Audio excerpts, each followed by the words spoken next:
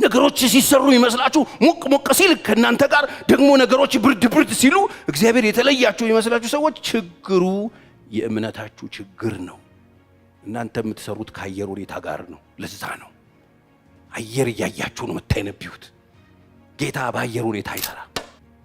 ሕይወታችሁ ከቃል ውጪ ሆነ ህሊናችሁ የሚመሰክርባችሁ በእያንዳንዱ የሕይወታችሁ እንቅስቃሴ ላይ የምታደርጓቸው ኃጢአቶች ያሉባችሁ ሰዎች እናንተ ደፋር ልትሆኑ አትችሉ። ፍርሃት ውስጥ ወድቃላችሁ። ኃጢአት ፈሪ ነው የሚያደርገው፣ ቦቅቧቃ ነው የሚያደርገው። የፈራችሁት በኃጢአት ምክንያት ነው። ባለማመን ምክንያት ከሆነ የፈራችሁት እመኑት፣ እምነትን እግዚአብሔር ይሰጣችኋል። አለማመናችሁን ይረዳል። በኃጢአት ምክንያት ነው የፈራችሁት። ንስሐ ግቡ። መጽሐፍ ኃጢአቱን የሚናዘዝ የሚተዋት ከእግዚአብሔር ዘንድ ምሕረትን ይቀበላል። እውነት ብቻችሁን ሊያስቀራችሁ ይችላል። ሁል ጊዜ እውነተኛ ሰዎች የተጣሉ ሊመስሉ ይችላሉ፣ የተረሱ ሊመስሉ ይችላሉ። አርቀን አሽቀንጥረን ልንጥላቸው እንችላለን። እመኑኝ አንድ ቀን ተሰብስበው እውነት ፊት ሁሉም ሰው ይንበረከካል። ፍርሃት ከየት ይመጣል? እምነት ከማጣት። ነገር ጀምረን እንጨርሳለን። እሱን የሚያረጋግጥልን እምነት፣ ተስፋውን የሚያስይዝ እምነት ነው። የጀመርኩትን ጨርሳለሁ፣ ያሰብኩት ይሆናል፣ የተናገረውን እግዚአብሔር ያደርጋል። እውነት እግዚአብሔር ጨለማ ነው፣ ዝናብ የለም፣ ደመና የለም፣ ያደርገዋል እግዚአብሔር። ይሄ የእምነት ጉዳይ ነው። እውነት ያመንክ እንጂ ያላመንክ አትሁን ተብሎ ተጽፏል። ያደርጋል አያደርግም፣ ፍርሃት፣ ጭንቀት፣ ይሆናል አይሆን፣ እግዚአብሔር ተናግሯል፣ ያደርገው ይሆን፣ ፍርሃት፣ ይሆን ፍርሃት። ያንን የሚፈጥርብን አለማመን። ለዚህ ነው እኮ ኢያሪዎስን ና እንደው መጣ እጅህን ጫነባት አለ። ምንድነው ስለ ኢየሱስ ያወቀ? ለምን መጣ? ኢየሱስ ጋር የምኩራብ አለቃ ነው። ልጁ ታማበት መጣ። እባክህ ጌታ ሆይ ናና ልጄ ላይ እጅህን ጫነባት አለ። እሺ ያለው ጌታ ልጄ ላይ እጁን ጭኑ ይፈውስልኛል ብሎ ነው። ከዛ መንገድ ከጀመረ በኋላ መንገድ ላይ ጓደኞቹ መጣው። ብላቴናው እኮ እዛ ጋር ነው 12 ዓመት ደም የፈሰሳት የመጀመሪያ ዘገየችው። ከዛ መዘግየት ተከስቷል። ልክ እሷን ፈውሶ ዞር ሲል ጓደኞቹ መጡና ብላቴናይቱ ሞታለች፣ መምህሩን ይቅርታ ጠይቀውና መልሰው አሉት። ኢየሱስም እኮ እየሰማ ነው። ከዛ ምን አለው? እመን እንጂ። አያችሁ እምነትና ፍርሃት። የሚፈራ ሰው የእምነት ችግር ነው ያለበት ማለት ነው። የሚያምን ሰው ደግሞ የፍርሃት ችግር የለበትም ማለት ነው። እመን እንጂ ምን አትበል፣ አትፍራ። ኢሚዲየትሊ ሰው እምነቱ ሲመታ የፍርሃት ባለቤት ነው የሚሆነው። ሰውየው ምን አድርጓል ማለት ነው? የሰማው ነገር ፍርሃት ወረሰው። የሰማው ነገር በፍርሃት ጠመቀው። በፍርሃት ፍሪዝ ሊያደርግ ሰውየው እመን እንጂ ምን አትበል፣ አትፍራ። የሚያስፈራ ነገር እኮ ነው የሰማሁት እኮ። ስለዚህ ምንድነው የሚሻለው? ማመን። ማንን? የተደገፍነውን፣ የጀመርነውን፣ ጉዞ ያስጀመረንን፣ ቃል የገባልንን፣ ድምፁን ሰምተን የተከተልነውን የሚለውን እሱን እንመነው። ነገሮች ተቀይረዋል እንመነው። ነገሮች ተበላሽተዋል እንመነው። የሰማነው ልክ አይደለም እንመነው። የምናየው ልክ አይደለም እንመነው። እሱን ስናምነው ፍርሃት ተሽቀንጥሮ ይወድቅ። አብሮ አይሄድም። ፍርሃት የእምነት ተቃራኒ። ኢየሱስ እመን እንጂ አትፍራ። ኦኬ። ስለዚህ ፍርሃት ምን ያመጣብኛል?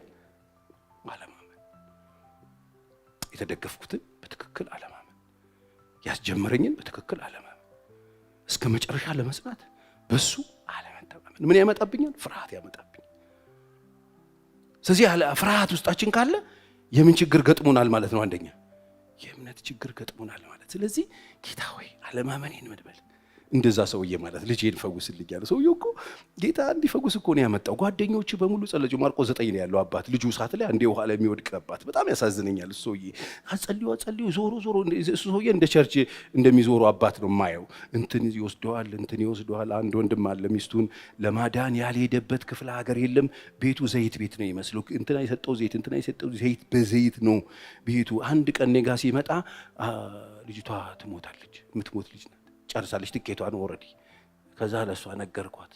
አጋጣሚ ቃረስቶ መኪና ውስጥ ደርሶ እስኪመጣ እያለቀሰች ነው። ተጽናንታለች። እንባዋ እየፈሰሰ ነው። ግን በቃ ደስተኛ ሆናለች። እና ሬዲው ጌታ አለ፣ ሞት አያመም፣ ጌታ ይፈልግሻል፣ በደጅኔ ያለው ምናምን ብዬ ነግሬያት ለሞት ሬዲ ያረኳት። ስመጣ ምን ነው ምናምን ይላል ሰውየው። እንዳለ ደግሞ ያሉት ተቋማለች፣ የልጅ ልጅ ታያለች፣ ገና ታገለግላለች ምናምን ብለውታል። እሱ ነው የሚጠብቀው።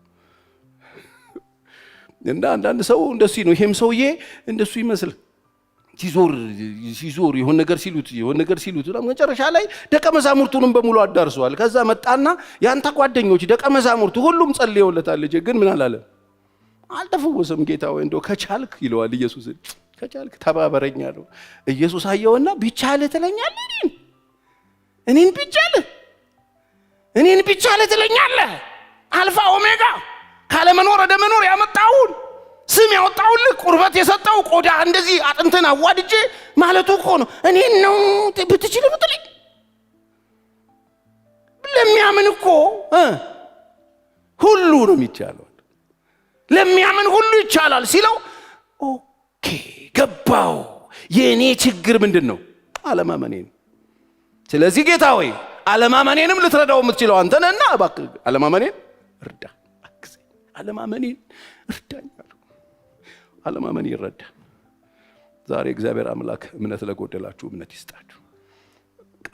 እርዳኝ አንተ ተናግረኛ ያለው አሁን ፓስተር ሲሳውራ ደስ ብሎኛል፣ አምኛለሁ፣ ጸናለሁ በእምነቴ።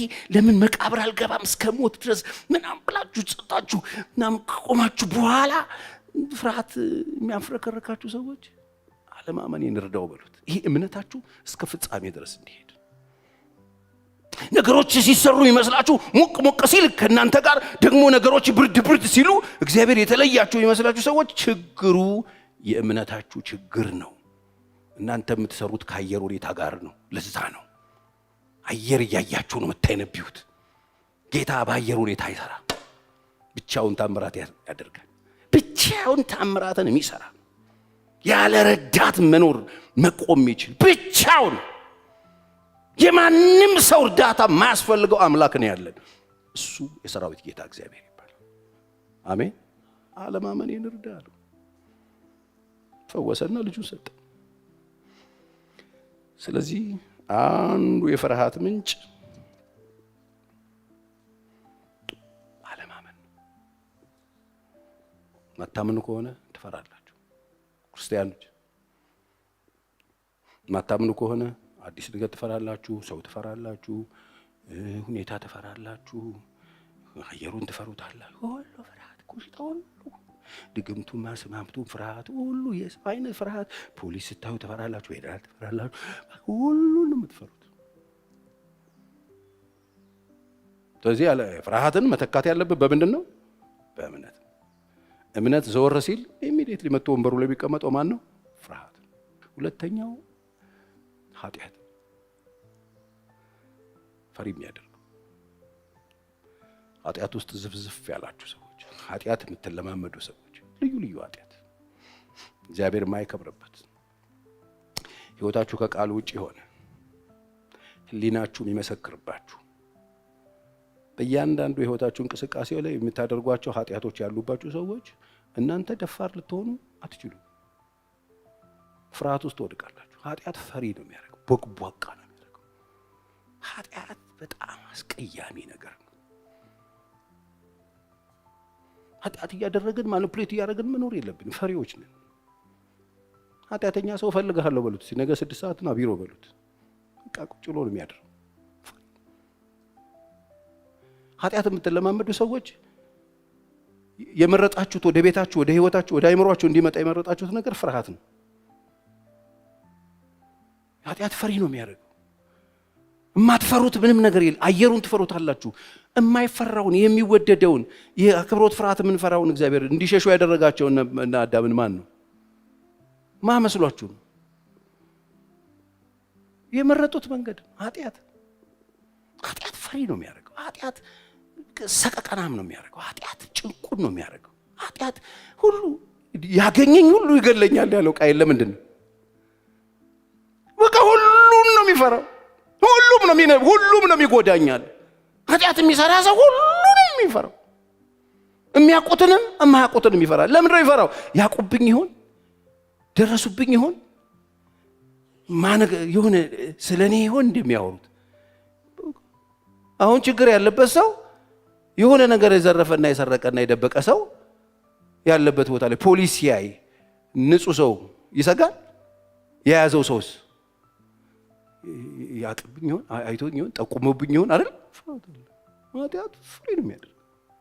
ለዚህ ነው ምሳሌ ላይ ሲናገር የእግዚአብሔር ቃል ምዕራፍ 28 ቁጥር 1 ላይ ኃጢአን ማንም ሳያሳድደው ቃየል ማን ያባረረ ማንም ሳያሳድደው ይሸሻል። ጻድቅ ግን እንደ አንበሳ ያለ ፍርሃት ያለምን ያለ ፍርሃት ያኛው ማንም ሳያሳድደው ይሮጣል ይሸሻል። ጻድቁስ ያለ ፍርሃት የሚኖረው ደግሞ እንደምንድን ነው? እንደ አንበሳ። አሁን እንደ አንበሳ እኮ ይገርመኛል እኮ ጎብለል እያለ ጫካ ውስጥ እንደሱ እኮ ሞዴል የለም እኮ ጫካ ውስጥ ሁሉም እንስሳ ሲንቀሳቀስ ኮንሽስ እየፈራ የሚሄድ አንበሳ ሳሎኑ ነው የሚመስለው። ሌሎች እኮ ማት አይነት አራዊቶች እኮ አሉ እዛ ውስጥ የሚበሉ የሚባሉ። እሱ ሰጋ ያለው ሲተኛ ራሱ አይታችሁታል? በቃት ሲተኛ አይታችሁታል? እንቅልፍ ብሩክ እኮ ነው የሚመስለው። እኔ ጫካ ውስጥ ብቻ አይደለም እዚህ ራሱ 6 ኪሎ የነበረውን አይታችሁታል? ተይዞ አይመስልም። ተማርኮ እኮ ነው በሰው። ስለዚህ ፍርሃት ከየት ይመጣ? ከጭንቀት ከኃጢአት የምትነካካው ነገር ሲል ኃጢአተኛ ሰው ሰላም የለው። ፍርሃት ጭቁን ነው። ኃጢአት መጀመሪያ ህሊናህን ይዘዋል፣ ከዛ ልብህን ይዘዋል፣ እግርህን ይዘዋል፣ ሰውነትን ይዘዋል፣ መኖርህን ይዘዋል፣ እንቅስቃሴህን ይዘዋል።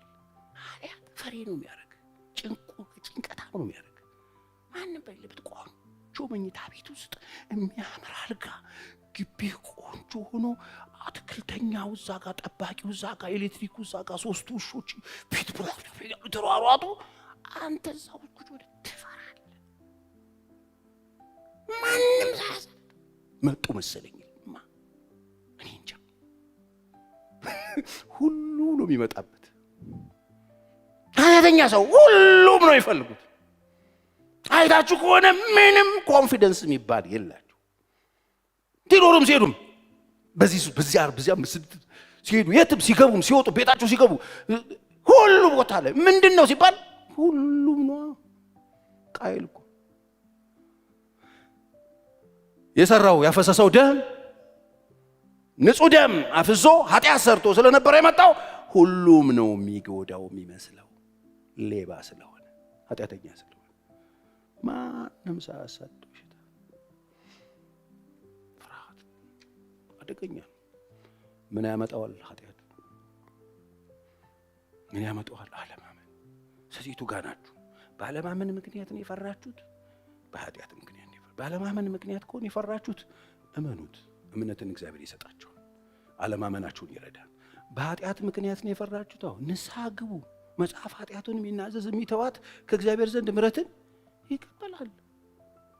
ጠባቂ እግዚአብሔር ነው። እኔ እግዚአብሔር ጠባቂው ነኝ፣ ማንም እንዳይጎዳው በቀንና በሌሊት ጠብቀዋለሁ፣ ሁልጊዜ አጠጣዋለሁ፣ እንከባከበዋለሁ ይላል መጽሐፍ ቅዱስ። እግዚአብሔር ጠባቂያችን ነው ወገኖቼ። እኛ ራሳችንን ጠብቀናል ለምንኖረው። ጠባቂያችን እሱ ነው። ስለዚህ እግዚአብሔር የሚጠላውን ጥሉ። ኃጢአት ፈሪ ነው የሚያደርገው።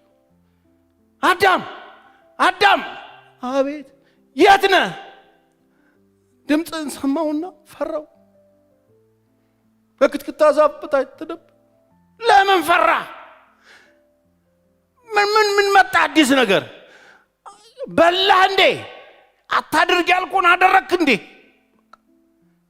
ፍርሃት ይደገምት።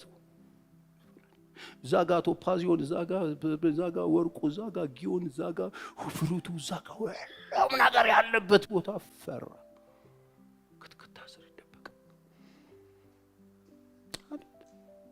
ኃጢአት ሌላው በጣም እንትን ነው የሚያደርጋችሁ፣ ነጭናጫ፣ ሁሉን ከሳሽ። ከስሱ ነው፣ እሷ ናት፣ እኔስ በሱ ምክንያት ነው፣ በሷ ናት። ኃጢአት ውጤት ነው። ባይዘው አመቃስ በሱ እሱ ሚስቱን እሷ አንተ እኮ ራስህ አዳጋ አጋዥ ምናምን ብለህ እሷ ምን ያደለው ጭጭወቱን አስቡት። ጭጭጭቆ ምን ያደለው ምና ማን ነው? እሱ ነው፣ የባብ ነው። እግዚአብሔር ይሰራቸዋል። ምንድነው? የኃጢአት ውጤት ፍርሃትም ያደርጋል፣ ያካስሳል። ፍርሃትም ያደርጋል፣ ፍሪ ሽሹ ድንቁጥ ያደርጋል። ማንም ሳይነካ ምንም ሳይኖር እንዴት ነፃ እንውጣ? ነፃ የምንወጣው መጽሐፍ ቅዱስ አንደኛ ዮሐንስ መልእክት ምዕራፍ 4 ቁጥር 18 ከፍርሃት እንዴት ነፃ ልውጣ? ካለብኝ ሰቀቀን እንዴት ነው ነፃ የምወጣው? አሁን በዚህ ምክንያት ነው ብለሃል። ሌሎች ሊኖሩ ይችላሉ። ለዛሬ ከሁለቱ አንዱ ጋር ሰልፋችሁ ከሆነ እንዴት ነው የምወጣው? እንደዚህ ይላል መጽሐፍ፣ ፍጹም ፍቅር ፍርሃትን አውጥቶ ይጥላል። አሁን እያወራን ያለው ስለ ፍርሃት አይደል? ፍርሃትን አውጥቶ የሚጥለው ምንድነው? ፍጹም ፍቅር ፍርሃትን አውጥቶ ይጥላል እንጂ በፍቅር ፍርሃት የለም። ፍርሃት ቅጣት አለውና፣ ፍርሃት ቅጣት አለውና፣ አንድ የሆነ የተሳሳተ ነገር አለውና፣ ቅጣት ከፊት ለፊቱ ስላለ ነው ፍርሃት ያለው።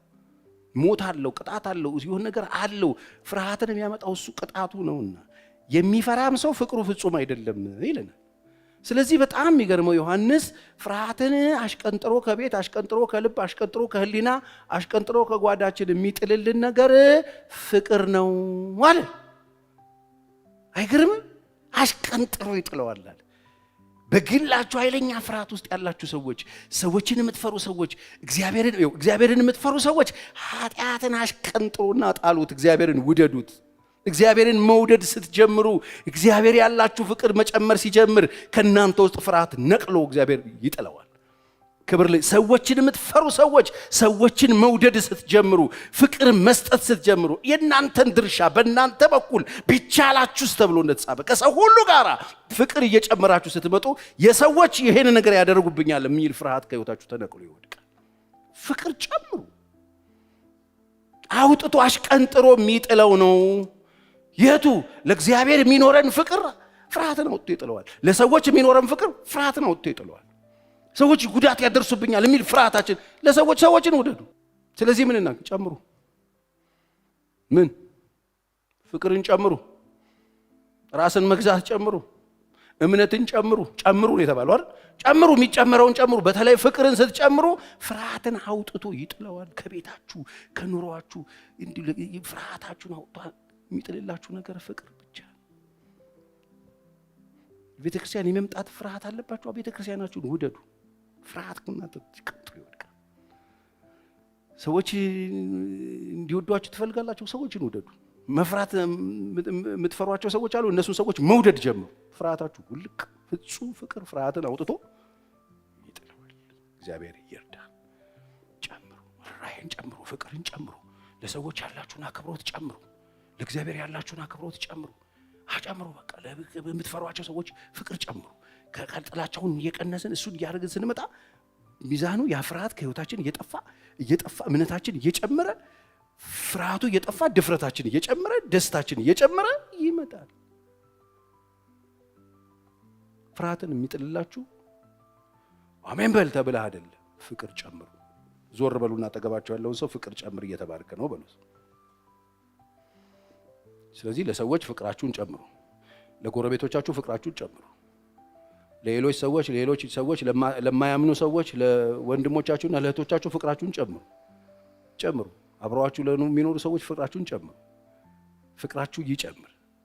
ትናንት እንደዚህ የምትሏቸው ከነበር በአይናችሁ ብቻ ነገ ሄዱና ጨብጧቸው። ከነገ ወዲያ ስማቸውን ጠይቁና ስማቸውን ጥሩት። በቁልምጫ ስም ጥሯቸው። ሃይ ሰላም ነው እንዴ? ቤተሰብ ደህና ነው? ጨምሩት። ፍቅራችሁ ይጨምር። በራችሁን ቆልፋችሁ ቁጭ ያላችሁ ሰዎች ክፈቱትና እንደምን አደርሽ፣ ደህና አደርሽ፣ ሰላም ናችሁ፣ በረታችሁ፣ ቢተሻለው በቃ ፍቅራችሁን ጨምሩ። እንደምታስቡላቸው ሰዎች ይወቁ። ለነሱ ኮንሰርን እንዳላችሁ እንደምትወዷቸው ይወቁ። ፍቅር ጨምሩ። ከዛ ይሄ ሰውዬ ጉዳት ያደርስብኛል እንዴ የሚል ፍርሃት ከህይወታችሁ እየተመታ ይሄዳል። አይሻል? እስቲ ጨምራለሁ ወለ አዎ ጨምሩ። ሁለተኛው ከእውነት ጋር መቆም። ሁሉ ጊዜ እውነት ላይ ከቆማችሁ አትፈሩ። እውነትን ግዛት እንጂ አትሽጣት። መጽሐፍ ቅዱስ እኔ ስለ እውነት መጥቻለሁ። ኢየሱስ እቺ የምታክል ፍርሃት አልነበረበት። ለምን? የያዘው እውነት ነው። ሊሞት የመጣው ለእውነት ነው። እኔ ስለ እውነት መጥቻለሁ። ከእውነት የሆነ ነው የሚቀበለኝ፣ ከእውነት የሆነ ነው የሚሰማኝ። ጲላጦስ ምንድነው እውነት ይለዋል? አያቅም። ዙፋን ይዟል፣ አያቅም። ቦታ ይዟል፣ ግን አያቅም። ሁልጊዜ እውነት ላይ ቁሙ። እውነት ነው አርነት የሚያወጣችሁ። ከውሸት ጋር አትተባበሩ። እውነት ብቻችሁን ሊያስቀራችሁ ይችላል። ሁልጊዜ እውነተኛ ሰዎች የተጣሉ ሊመስሉ ይችላሉ፣ የተረሱ ሊመስሉ ይችላሉ። አርቀን አሽቀንጥረን ልንጥላቸው እንችላለን። እመኑኝ፣ አንድ ቀን ተሰብስበው እውነት ፊት ሁሉም ሰው ይንበረከካል። እውነት ብዙ ጊዜ ገበያ ላይ ዋጋ የላት፣ አታወጣ። ሰዎች እውነትን መስማት አይፈልጉ። እውነትን ይዛችሁ ስትቆሙ ገበያ ላይ ብዙ አታወጡ። እውነት ብዙ ገዢ የለውም። ከእውነት ጋር ደስ ይበላችሁ ተብሎ ብዙ ሰው ከእውነት ጋር ደስ አይሉ። ደስ ቢለን ከውሸት ጋር ነው። ሆይ ሆይ ሆይ ሆይ ሆይ ሆይ ነው። በቃ እውነትስ እውነት ፊት ለፊት ኢየሱስ እውነት እላችኋለሁ። ኢየሱስ እውነት ነው፣ በዚህም በኩል እውነት ነው። ሰይጣንስ እውነት ይልና ውሸት። ሰይጣን እውነት ውሸት ነው የሚጫወት።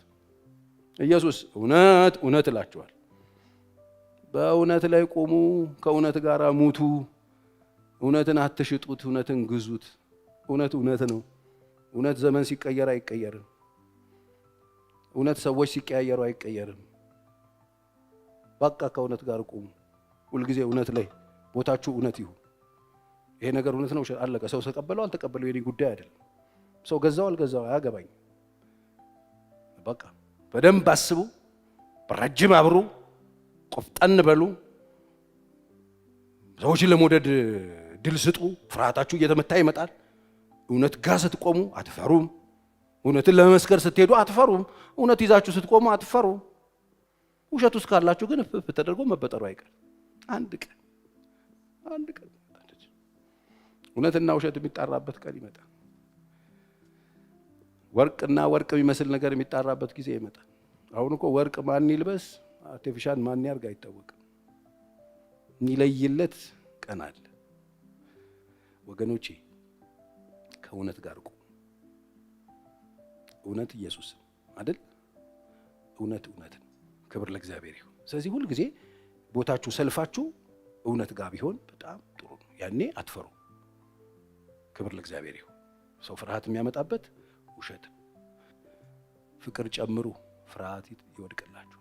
የምትፈሩት ሰው፣ የምትፈሩት መንግስት፣ የምትፈሩት ሴጣን፣ የምትፈሩት ነገር እንዳይኖር ለእግዚአብሔር ያላችሁን ፍቅር ጨምሩ፣ ለሰዎች ያላችሁን ፍቅር ጨምሩ፣ ለማህበረሰብ ያላችሁን ፍቅር ጨምሩ፣ ለቤተ ክርስቲያን ያላችሁን ፍቅር ጨምሩ፣ ለአገልግሎታችሁ፣ ለመኖራችሁ፣ ለራሳችሁ እንኳን ፍቅራችሁን ስትጨምሩ ነው ፍርሃት የሚወድቅላችሁ። ራሳችሁን ስትወዱ ስታፈቅሩ ጥሩ ነው የሚሆነው። ስለዚህ ለሁሉም ነገር ፍቅር ጨምሩ። እስቲ ጨምራለሁ በሉ፣ ጨምሩ።